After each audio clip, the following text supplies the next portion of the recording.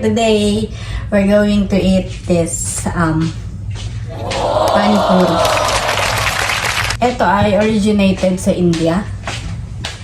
Ito. Ano siya, potato with chickpeas and onion, and bahala na kayo kung anong gusto nyong pampalasa. Pero yun yung mga nilagay lang namin, salt and pepper. Tapos ito yung sauce. Ano siya, actually itong sauce, binili namin siya ng ready-made na. Tapos dinagdagan lang namin ng konting kinemeng pampalasa. Okay. So, let's try! Ayoko. Nagugas naman akong kamay. Ito kasi, ang pagkain kasi nito is dito. Butasan. Ay! Ala, parang may butas. Mali ang aking lagay. Then, ganito siya. Tapos, lalagyan mo siyang palaman sa loob. Bahala ka kung gaano karami yung gusto mo. Yan. Ganyan. And this is the sauce. Oh, and the sauce. And the sauce. Yan. First bite. Ito dapat sila.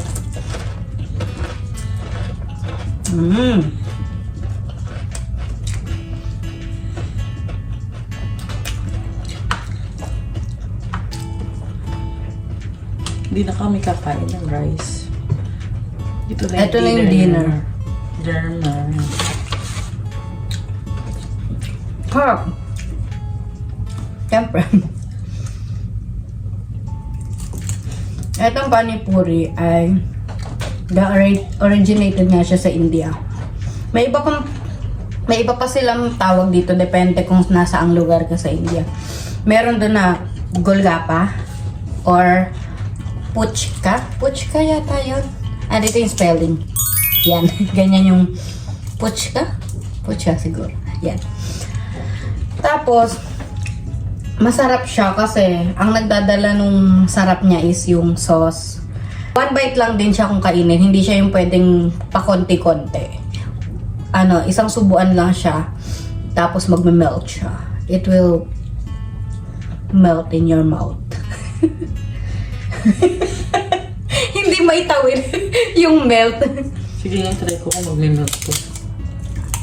No, what I mean, basta. Hahagod.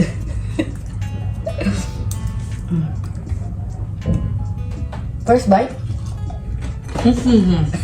Second bite. Eto, ginawa ko lang to kanina nung pagdating. Bale, itong boiled lang siya. Binoiled lang tong potato with chickpeas. Itong sauce, masarap siya ng malamig. So, nilagyan namin siya ng 2 block ng ice. Okay. Tagakain lang talaga ako dito. Yan.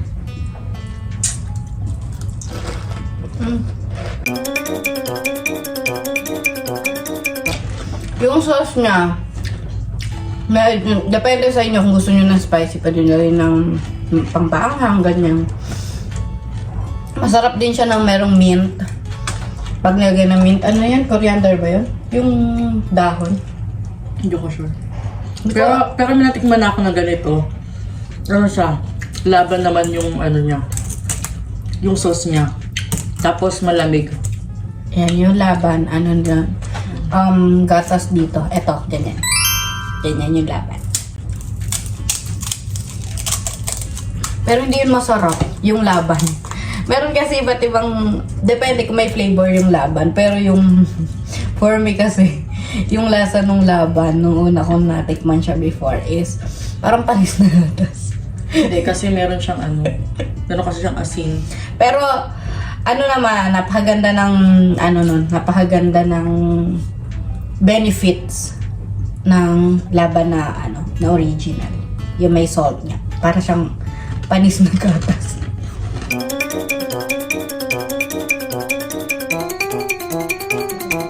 Ay, Hi kuya. Hi ka sa vlog. Kain ka na, kuya. Kain po. Sige lang. Thank you. May pa-stand. Third bite.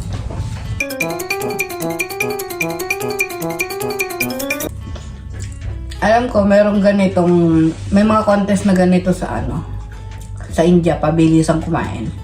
So imagine, laging pagkakasubo mo, yung magbo-burst siya talaga pag kinain.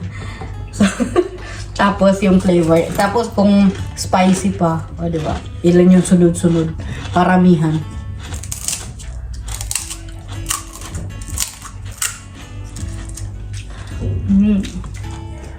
Masarap siya. Sa 9 years ko dito sa UAE. This year ko lang siya natikman. Naririnig ko na siya before pero hindi ko siya tinitikman.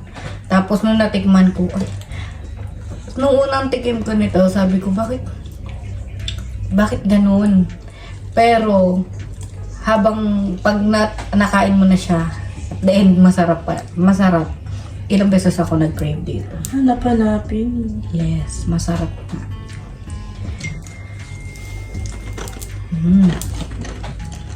Ang apat. Bili-bili lang.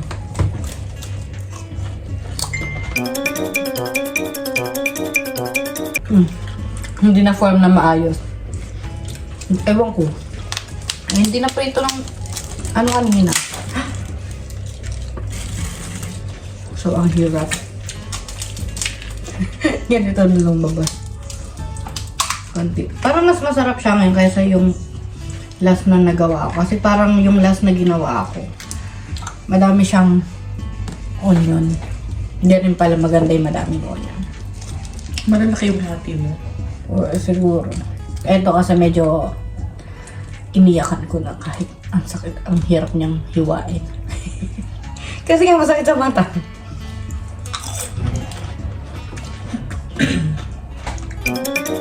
So, uwi na kami, magbe-business kami ito sa Pinas. Magkano kaya ang ganito sa Pinas? Pero alam ko meron ng mga nagaganito rin sa Pinas. I mean, may nabibiling, may nagbumukbang na rin ng ganito. Alam ko lang paano yung gawa nila. Basta sa amin, patatas at chickpeas. Yung dun sa work ko, kasi yung nag-work ako, madami akong ka-work na Indian. So, inas ko yung isa dun. Sabi ko, paano ba yung gumawa ng sauce ng panipuri? Tapos sabi niya, ay may mabibilhan ka na, may mabibilhan ka ditong restaurant na only yung panipuri. Kaso may specific timing. Sabi ko, yung specific timing parang hindi naman naabot. Kasi nga, ang pasok sa trabaho 9 to 6. Magta-travel pa. Diba? Tapos, parang happy hour lang yun. Wait lang. Subo muna ako. Mas makakatipid kapag magluluto ka sa bahay. Kasi mas madami din. Magkano lang to? Eto, kapag binili siya, ganito siya. Ayan. So, kapag binili siya, nasa 4 to 5 dirhams.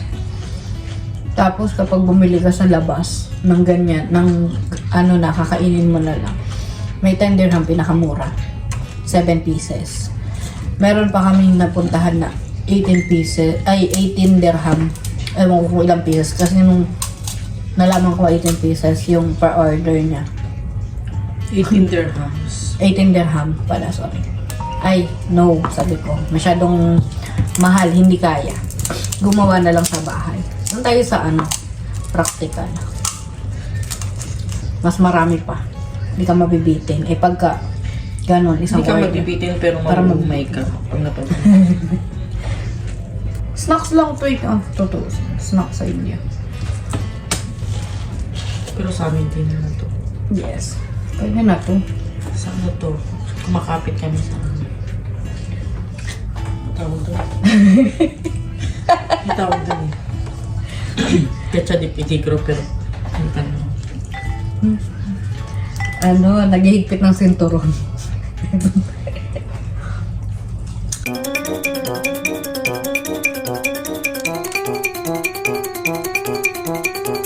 Sa susunod, ibang ano naman.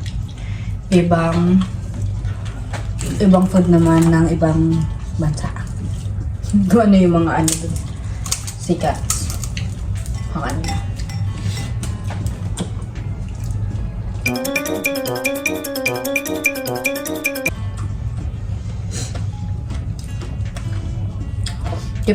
Hindi pala siya melt in your mouth.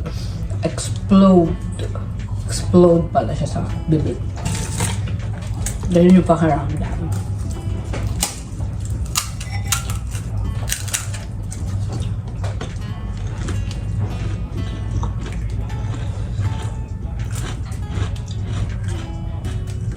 dapat pala cheers.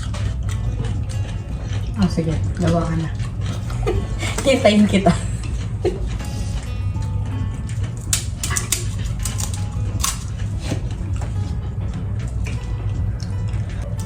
Dapat yung usang kamay mo. Dami instruction. 1, 2, 3. Ayun. Cheers!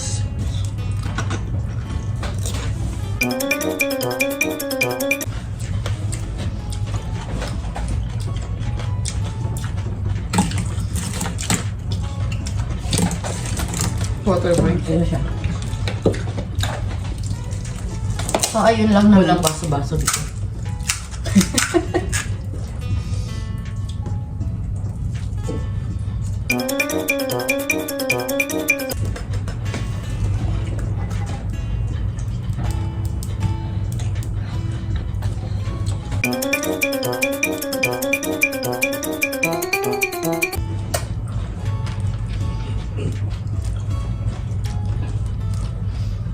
So, yun lang muna.